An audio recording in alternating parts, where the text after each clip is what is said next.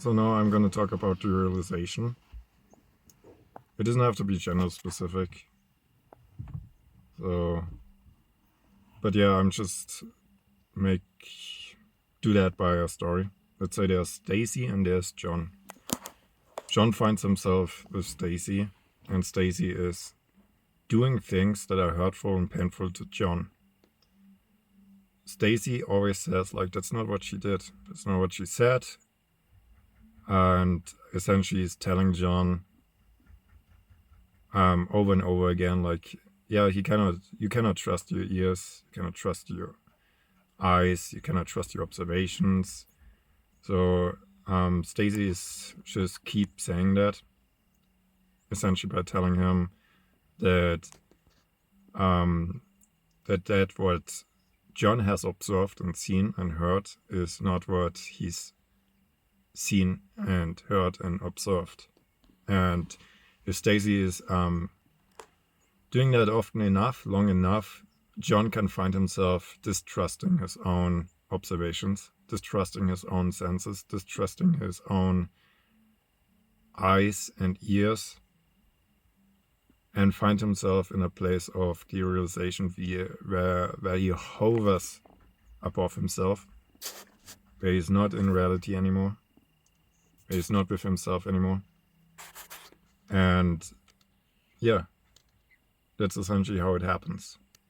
Stacy messed with John's reality long enough and often enough that John started believing that he cannot trust his own eyes and cannot trust his own ears or his own observations, essentially.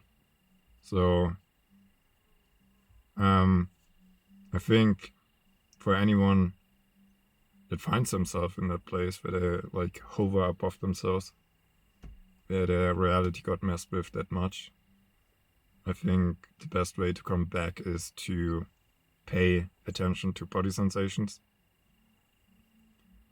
to come back into the body and making a habit out of that. So really making a habit out of like, how does my body feel right now? What kind of sensations can I feel? And to start trusting again, like your senses. And then whatever comes up, because I think it also stems from what happens is someone got told lies. So John got told lies. And John did not pay attention to behavior.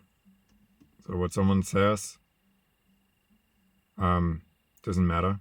Anyone can say whatever they want. The truth is always in their behavior. So I think that's another thing, that someone is not in two versions. Like, here's the version of what someone told me, and here's the version of what I observed. Someone tells me this, but their behavior shows me something completely different. So, and I think that's another thing. So first thing is to pay attention to body sensation, coming back into the body, starting to trust one's own senses again, and then also whatever comes up or needs to be unpacked to what someone else did. To start looking at the behavior that was put up front, not what someone said. And I think the more it's being done, the more someone comes back into their own reality and is not hovering above themselves. So yeah, those are my thoughts to derealization. I think it's almost like also a global phenomenon now.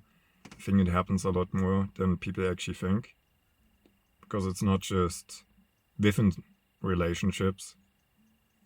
It's now actually becoming a societal issue where people have blind trust and go not by behavior, putting themselves in painful situations and being told like they cannot trust their own senses, their own reality, and they cannot trust what they've seen or heard. And yeah, it's just more and more it becomes a societal issue, a general societal issue, and not just a specific within relationship with one person or one partner kind of thing. So yeah, those are my thoughts to derealization, and I'll see you in the next video.